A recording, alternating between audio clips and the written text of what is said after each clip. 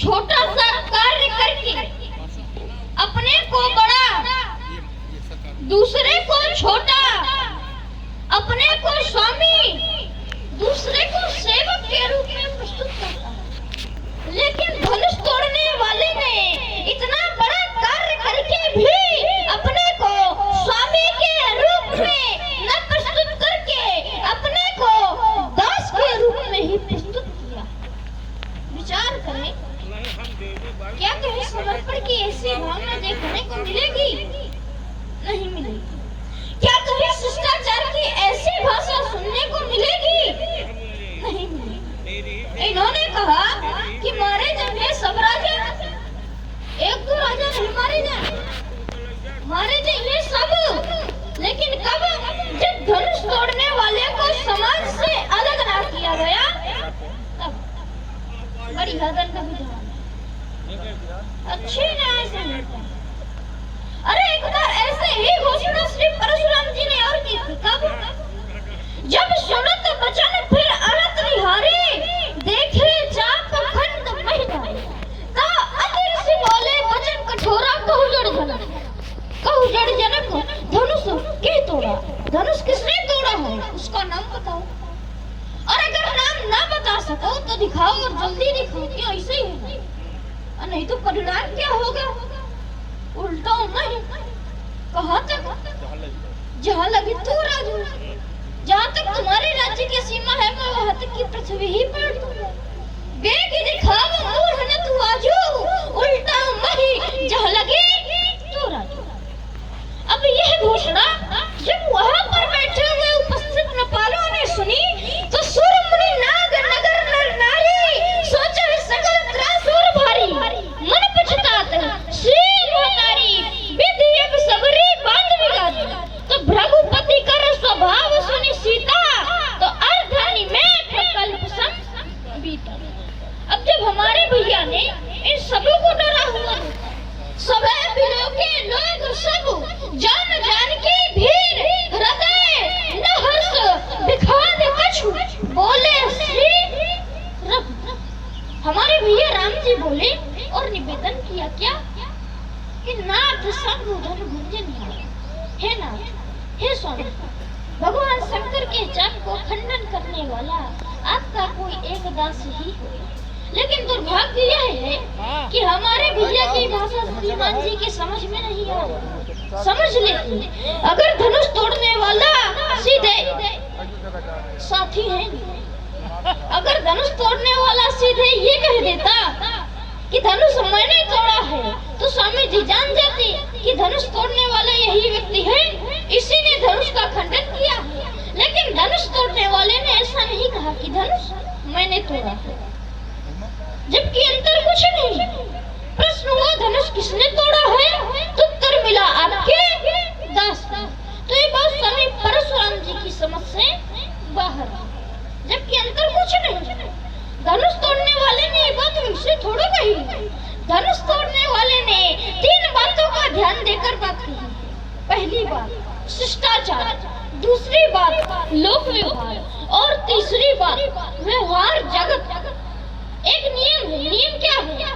अगर कर्ता ने कोई कर्म किया है और उससे पूछ लिया जाए कि कार्य किसने किया है, तो अगर कर्ता ने उत्तर दे दिया कि कार्य मैंने किया है, तो कर्ता अभिमान के रूप में गिना जाता है, अहंकार के रूप में गिना जाता है, दंभ के रूप में गिना जाता है।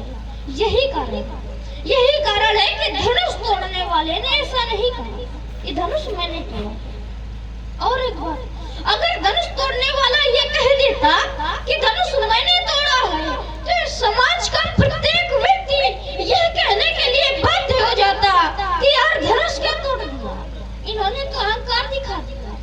जबकि धनुष तोड़ने वाले ने तीनों लोगों पर विजय प्राप्त की। पर परशुराम महाराज कहते हैं, राम वह मेरा दास थोड़ा है, वह मेरा कौन है? सुनो सुनो राम, जय शिव धनु तोरा, तो सहस बाहु समसोरी मोरा। धनुष तोड़ने वाला शस्त्र बाहु के समान मेरा रिपु है, मेरा शत्रु है। मैं चिंतन करने लगा कि धनुष तोड़ने वाले से स्वामी जी ने शत्रुता का संबंध बनाया, तो क्या धनुष तोड़ने वाले शत्रुता के संबंध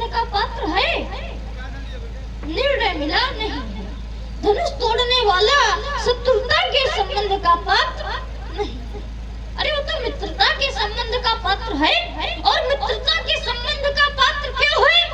क्योंकि धनुष तोड़ने वाला ऐसे थोड़ा है, गौ ब्राह्मणों की सेवा करने वाला है, संत महात्माओं की सेवा करने वाला है, महापुरुषों की सेवा करने वाला है, अरे गुड़ियों के समाज का आदर करने वाला है, भयो वृद्धों का सम्मान करने वाला है। ऐसे व्यक्ति से शत्रुता के संबंध का पात्र बनाना क्या ये उचित है? ना। हाँ, कोई दुष्ट हो, अधर्मी हो, अन्यायी हो, पापी हो, अत्याचारी हो, ऐसे व्यक्ति से शत्रुता के संबंध का पात्र बनाया जाए तो उचित है। लेकिन सदाचारी व्यक्ति से शत्रुता का संबंध अच्छे लोग नहीं बनाते। लेकिन स्वामी परशुराम जी ने अच्छे व्यक्ति से शत्रुता का संबंध बनाया। आखिर इनकी शत्रुता का कारण क्या है? मैं विचार करने लगा कि कहीं इनके ऊपर माया का प्रभाव तो नहीं पड़ रहा है, क्योंकि ये गुण माया के ही है और माया भी दो प्रकार की होती है। माया भेद सुनो तुम सो, विद्या अपर अविद्या दो। एक विद्या माया है और दूसरी अविद्या माया है। जो विद्या माया है वह परमात्मा की भक्ति प्रदान करती है और जो विद्या माया है वह जीवात्मा और परमात्मा के बीच में दीवार खड़ी करती है। तभी तो महापुरुषों ने इस माया को दुष्ट शब्द से संबोधित किया। एक दुष्ट अतिशय एकरूपा जब से जीव पराभव कूपा। अब विद्या माया का लक्षण क्या है? तो जो अपना है माया उसे सपना कहता है।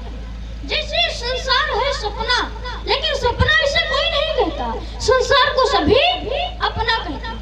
यही विद्या माया का दोष है कि जो सच्चाई होती है माया उसे झूठ बताती है, जो सत्य है माया उसमें पर्दा डालती है।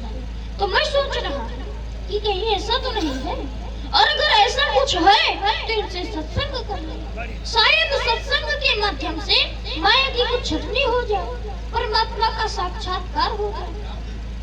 स्वामी जी प्रणाम। प्रसन्न रहो, विवाह हो जाए। विवाह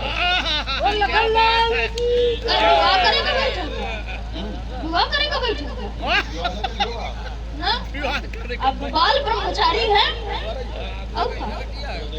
हमें हमारा वचन मिथ्या नहीं होगा राजकुमार। वो मिथ्या नहीं होगा तो कुछ हो जाएगा अगर आपकी कृपा होगी। और सब कुशल मंगल है? बिल्कुल नहीं। क्यों? क्या भगवान शंकर का धनुष तोड़ दिया गया है, यही कारण है। ये टूट गया सो टूट गया, अब क्या करोगे? अब क्या करेंगे हम? इसे टूटना था सो टूट गया, अब आप इसमें क्या कर रहे हो? हम क्या कर रहे हैं? ये तो घटना है जो घटित हो गई, अब इसका समाधान खोजो। सुनिए, जब हम छोटे थे ना, लड़काई में, लड़काई की उम्र 5 वर्ष की, 1 नहीं 2 नहीं 3 नहीं, बहुधर हुई तोरी लड़काई असरिस असरिस। ये देखिए असरिस, जैसे रिस आज ये कर रहे हैं, असरिस का बहुना की ना गोसाई, तो फिर यह धर्म पर ममता बताएं। 7 द्वीप और 9 खंडों से आए हुए इन क्षत्रिय महिपालों के समक्ष कटु शब्दों का प्रयोग करने वाले राजकुमार लक्ष्मण, वशिष्ठ जी की विशिष्ट पाठशाला में क्या तुमको ये संस्कार संपादित करवाए गए हैं? सुनमुनि बचन लखन मुस्काने, अब बोले पर सुधरही अपमानी। संसार को हमने सुधार दिया है और हमें सुधारने में तुम लगे हो, और वो भी अपमान से। मनुस्मृति का कथन है कि 100 वर्ष का क्षत्रिय हो और 5 वर्ष का ब्राह्मण बालक हो, तो 5 वर्ष का ब्राह्मण बालक 100 वर्ष के क्षत्रिय का नाम ले सकता है, लेकिन 100 वर्ष का क्षत्रिय 5 वर्ष के ब्राह्मण बालक का नाम नहीं ले सकता। वर्णो नाम ब्राह्मण गुरु, वर्णों में ब्राह्मण को गुरु माना गया है। गुरु और शिष्य का संबंध होता है। यहाँ बोली परस्पर अपमाने, तुम हो 16 वर्ष के और हम हैं 16,000 वर्ष के, और फिर भी अपमाने। ये संस्कार है। आइए, जहां से आरंभ हुए थे हम सीधे वहीं से प्रारंभ हो रहे हैं। हमारे द्वारा यहाँ पर घोषणा हुई, 2 घोषणाएं हुई। वेग दिखाओ मोह न ताजू, उल्टो मही जहले तो राजू। ये घोषणा प्रथम घोषणा हुई। नट मारे जी हैं सब राजा। देखिए, उल्टो मही जहले तो राजू, इस पर थोड़ा तुम्हारा ध्यान अगर पहुंच जाए तो हम वहां तुम्हें पहुंचा रहे हैं। जिस समय दक्ष प्रजापति ने सृष्टि की वृद्धि के लिए 10,000 हर्षों नाम के पुत्र उत्पन्न किया, तो जहां पर समुद्र और सरस्वती का संगम हुआ है, प्रभात क्षेत्र, जब चंद्रमा को क्षय रोग हो गया था तो चंद्रमा ने वहां पर तपस्या किया था, तो चंद्रमा का एक नाम है प्रभात, तो चंद्रमा के नाम से उस क्षेत्र का नाम हुआ प्रभात क्षेत्र, गुजरात। तुम लोग दरबार कर लो तो फिर बर्बाद कर दो, बात में कर लेना थोड़ा। आप लोग अगर ऐसा करेंगे तो फिर सब लोग ऐसा करेंगे। वहां पर नारायण सरोवर है, तो नारद जी का उन्हें दर्शन हुआ, तो नारद जी ने उनसे यही पूछा था कि एक देश ऐसा है जहां एक ही व्यक्ति रहता है, एक नदी ऐसी है जो दोनों तरफ को बहती है, एक विवर ऐसा है जहां प्रवेश करने के पश्चात व्यक्ति निकल नहीं पाता। और इस पृथ्वी का अंत जानते हो, तो हर्षों आत्मज्ञानी थी, उन्होंने समझ लिया कि शरीर एक ऐसा देश है जहां एक ही व्यक्ति रहता है, और ये माया रूपी नदी ये दोनों तरफ को बहती है, ये निर्माण भी करती है और निर्माण भी करती है। ब्रह्म समाधि ऐसा विवर है जहां प्रवेश करने के पश्चात व्यक्ति निकल नहीं पाता। और वह क्षेत्र में जीव संगम यदि निबंधनम आकृष्टोक्त